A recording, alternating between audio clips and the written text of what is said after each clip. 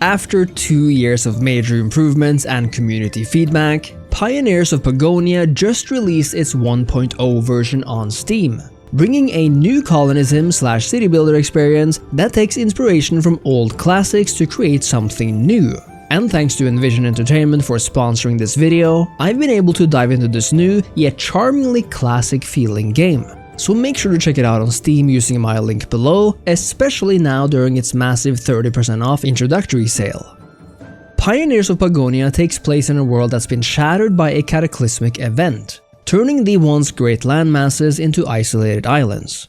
As a city builder, you're obviously going to raise houses, workshops, and lay down those roads. But a big part of Pioneers is the act of exploration, and that feature cannot be separated from the game's unique zone of control system.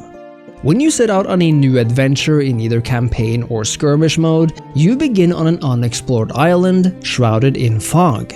After having established a sustainable colony, you'll get access to buildings like the Guard Tower and Explorer's Hut. The first is needed to expand your initial territory, marked by a row of stones, allowing you to make ever more use of the island's resources and open space as you push them further away.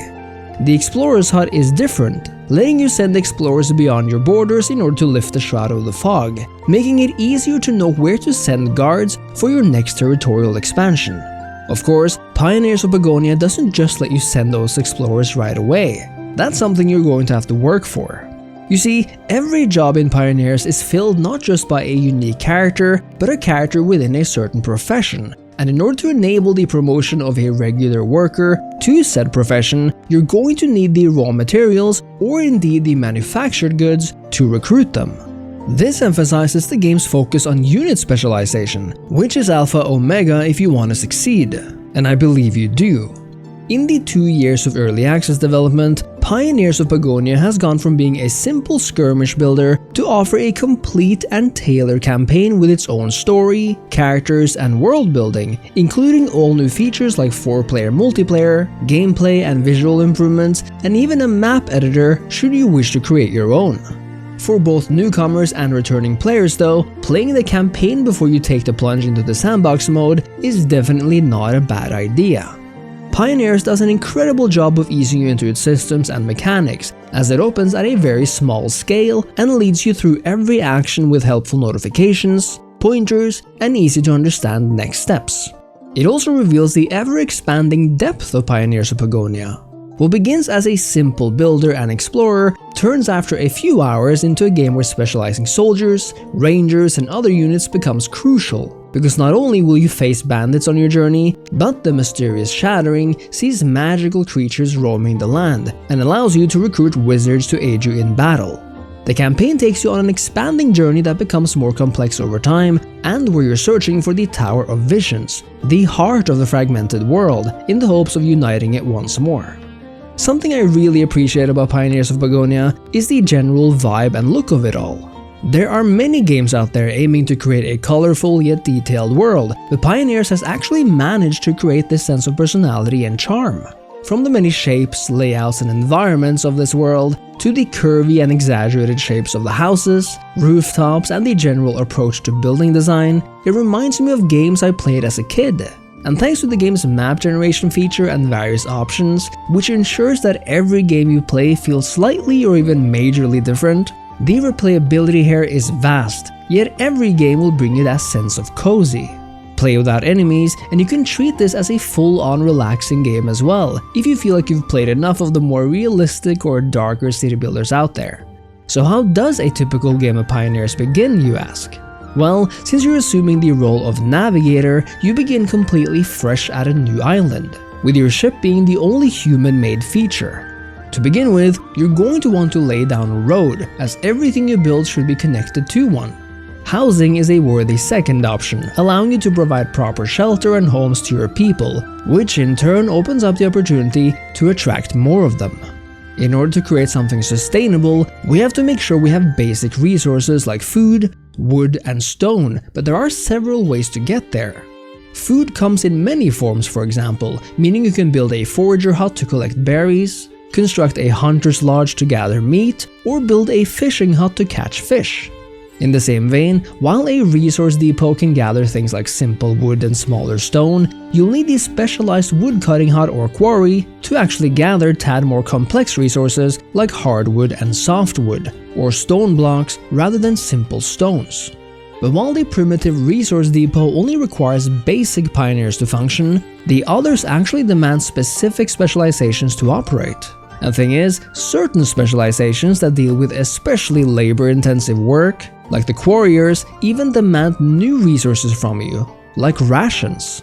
This is where food comes back into play, because even though rations is a specific resource, it is produced from virtually all of the different food items in the game, collected and put together by provisioners who then turn them into rations. But notice also that for the provisioner to produce rations, you not only need the food types, you not only need to have promoted provisioners, but you also need the right tools, in this case, knives. This is where the village hall and workshops come into play, because it is at the village halls and the upgraded versions that you can promote your workers into many of the various classes. But in order to do that, you're going to need the tools or weapons these classes actually require, which are made in workshops. Of these there are multiple, each with increasing complexity. So while your basic workshop will make basic tools out of wood, copper and stone, the toolsmith utilizes hardwood trunks, coal, iron bars and steel, in other words a mixture of raw materials and processed goods to create higher end products like shovels, pickaxes and saws, in addition, mind you, to requiring the specialization of smiths and not just simple pioneers. The same goes for guard towers and their special workers, guards and soldiers, who come in more or less advanced forms depending on your level of progression. Well, in addition to explorers, you'll have to build a treasure hunter's lodge and employ treasure hunters to find the true secrets of these islands. Indeed, the further into the game you go, the more options you have, including the treasures and special items you found to empower new and magical late-game buildings. But of course, should you ever be short on a certain resource and have a lot of something else, you could always consider trade as a viable option, at least in the short term, by building a trade post and setting up trade routes with another village on the island. After all, the moral of the story in Pioneers of Pagonia is to re-establish contact with other Pagonians, i.e. humans, and trade is but a natural step in that pursuit. If you visited my channel or are generally aware of what moves in the strategy genre, you might wonder where Pioneers of Pagonia fits into your busy city builder schedule. After all, there are quite a few of them now, and the last few years have seen a revitalization of the genre. But while some are more intense and others more realistic in nature, I find that Pioneer strikes a much more relaxing and adventurous balance. It combines a colorful cartoon-like style with increasing depth that makes sense, and since the campaign does a great job of easing you into things, or seeing how the sandbox allows you to play on your own terms, I think Pioneers of Pagonia does a great job of charting its own course, offering a colonism and resource management experience you're actually allowed to relax and vibe to. This is partly owed to these colorful visuals, but also to the music, whose happy medieval and fantasy-inspired tunes sound both welcoming and nostalgic in the best way. If you're like me and you like to actually enjoy and even relax when playing your city builders or colonisms, Pioneers of Pagonia offers that special feeling, while also allowing you to go deeper with everything from professions to advanced toolmaking, exploration, treasure hunting, trading, and uncovering the secrets of this world bit by bit. With an in-depth campaign, a full skirmish and sandbox mode, a map editor, and even online co-op, Pioneers of Pagonia offers countless hours of gameplay in a unique package, and whether you're a complete newcomer or returning from early access, there's a whole shattered world out there just waiting to be explored. I highly recommend checking out Pioneers of Pagonia, especially if you need that cozy colony sim itch scratched, so check it out while it's on sale right now by using my link below. Let me know what you think of the game so far in the comments, and make sure to leave a like on the video and subscribe to the channel. Thank you so much for watching, thank you so much to Envision Entertainment for sponsoring this video, and I'll see you next time. Cheers.